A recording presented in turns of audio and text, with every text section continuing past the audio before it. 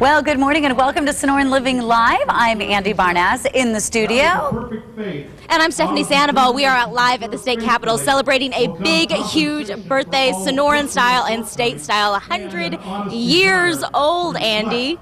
I can't believe it. You have some great things planned out there today, Stephanie. What are you starting out with?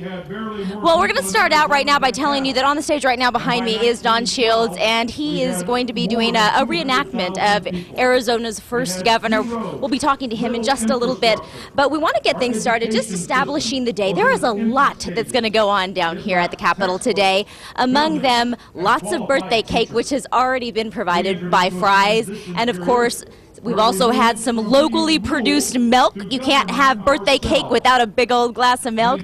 And if you take a look at the screen there, you can see that we've got a big, huge birthday celebration. Governor Brewer is going to be speaking throughout the day. The unveiling of a brand new state stamp that will be available all across the country, will be unveiled today and available for purchase at 10 o'clock, and we'll show you that coming up in just a little bit.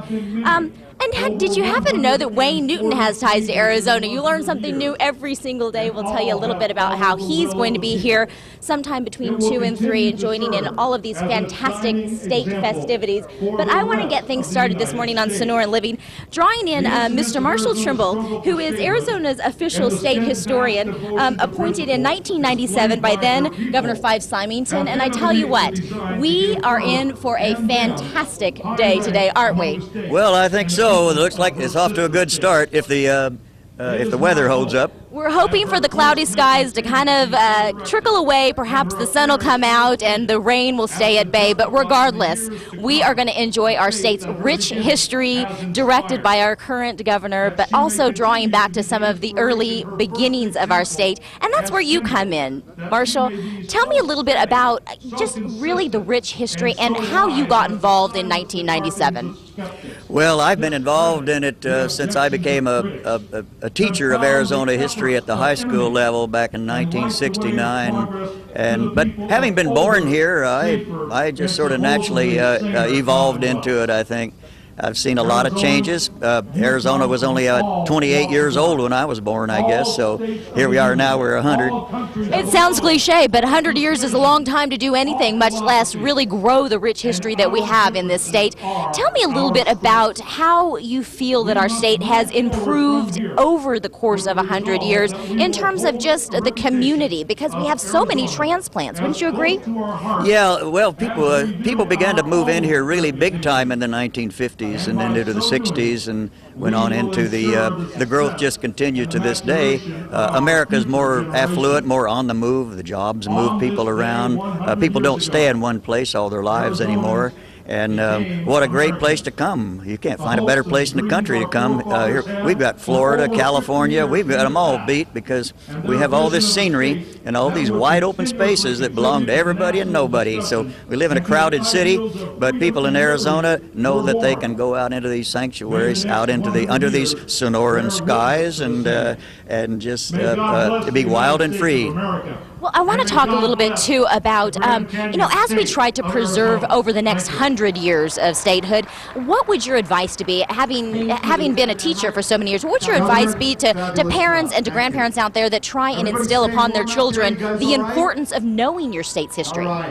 It's always important. If you don't know your history, any country or any nation, any state, any people, you don't know your history, you don't know where you came from, and you don't feel like you have any roots.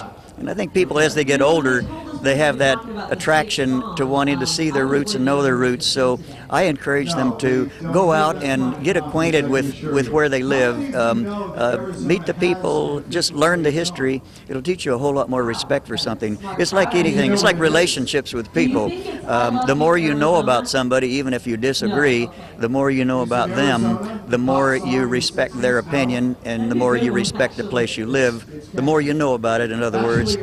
Well, what I've learned about you is you started out in Ash Fork, and now you're down in Scottsdale. For people that maybe don't know where Ash Fork is, remind us and let us know where your roots started.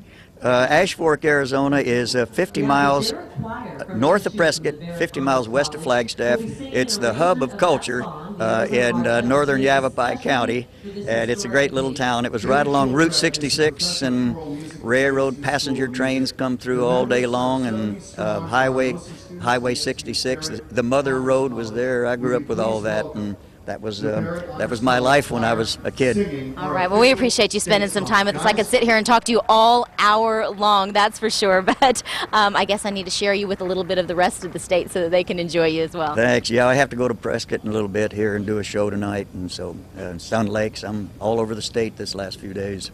Well, we thank you for celebrating with us and in this state's happy 100th birthday. And of course, we're going to be staying here throughout the hour to let you know about all the wonderful things that we're going to be doing down here at the state capitol. A little bit later, though, as I mentioned at the onset of this show, I'm going to be speaking with Don Shields, who is on the stage, has just actually left the stage within the last 30 seconds. He has just performed a reenactment, and we're going to talk to him a little bit about some more rich Arizona history, in particular Arizona's first governor. Andy, back to you. Stephanie, very interesting. I want to get him on the show so that we could learn a whole lot more. That was great.